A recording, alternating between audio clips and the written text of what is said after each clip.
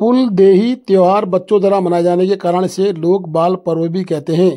प्रसिद्ध त्योहार फूलदेही चैत्र मास के प्रथम तिथि को मनाया जाता है, अर्थात प्रत्येक वर्ष मार्च 14 या 15 तारीख को यह त्योहार मनाया जाता है। फूल सग्यान, फूल संक्रांत या मीन संक्रांति उत्तराखंड के दोनों मंडलों में मनाई जाती है।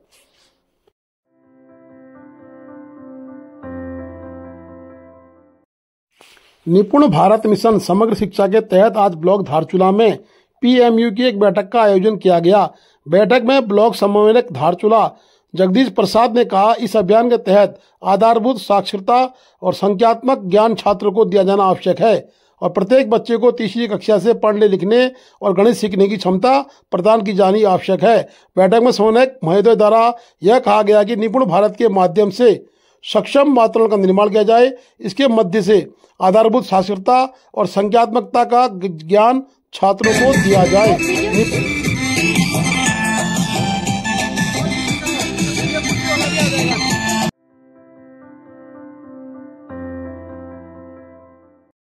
धारचूला में दारमा, ब्यास, चौदास के ग्रामीणों ने आज ब्यास संघर्ष समिति के बैनर तले एक बड़ा प्रदर्शन किया और चुनाव बहिष्कार की भी दी चेतावनी। सीमांत तहसील धारचूला में सरकार के द्वारा ओम पर्वत व आदि कैलाश के दर्शन स्वदेश दर्शन के नाम से कराए जाने का बड़ा विरोध धारचूला में हो गया है। आज ब्यास जनजाति संघर्ष समिति के आह्वान पर दारमा, चौदास और ब्यास वैली के सैकड़ों ग्रामीणों ने नगर में पारंपरिक वाद्य यंत्रों के साथ गांधी चौक, अटल चौक, मल्ली बाजार, खड़दार तहसील रोड में हेली सेवा के विरोध में जमकर नारेबाजी करते हुए पर्यटन विभाग और सरकार का घोर विरोध किया।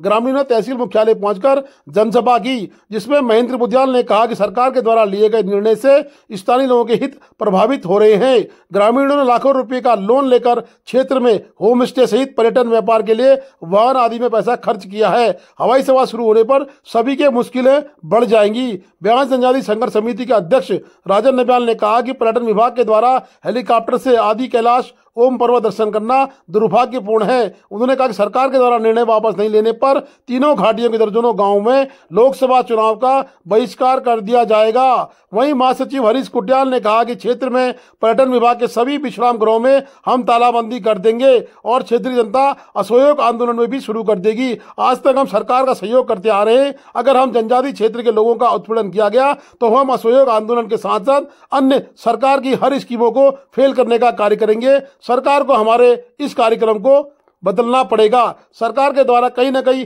हेली सेवा को हटाना पड़ेगा, अन्यथा इसका घोर विरोध धारचूला में होगा। हरीश कुटियाल ने एकदम स्पष्ट रूप में चेतावनी दी है कि यह करो या मरो की नीति अपनाई जाएगी।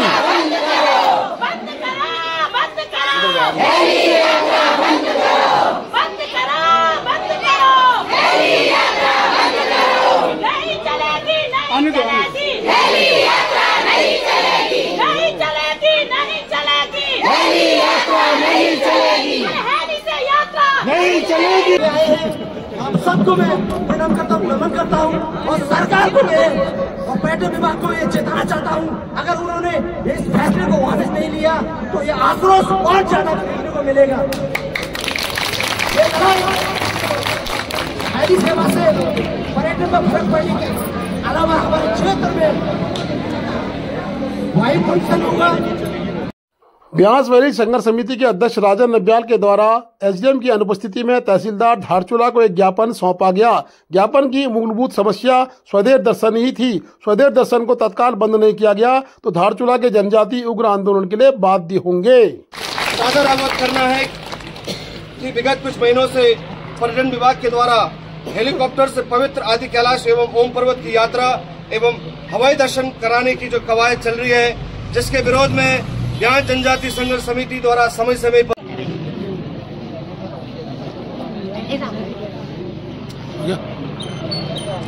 हमारे बारे में इंट्रोडक्शन कराया, लेकिन जो मेरे फक्र का विषय है, मैंने 4 दिन पहले की पूरी अध्यक्ष के लिए शपथ लिया।